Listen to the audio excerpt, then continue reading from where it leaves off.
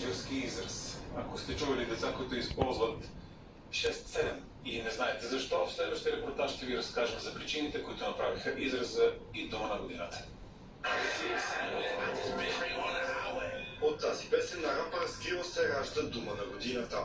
Докато пише текста, решава да прекъсне куплета с думите 6-7, както казва той, без абсолютно никаква причина. Значение в 6-7 открива NBA звездата Ламело Бол, който е висок 6 фута и 7 инча. И без да търсят специално значение, деца от цял свят повтарят. TikTok тренда е навсякъде, закусвални,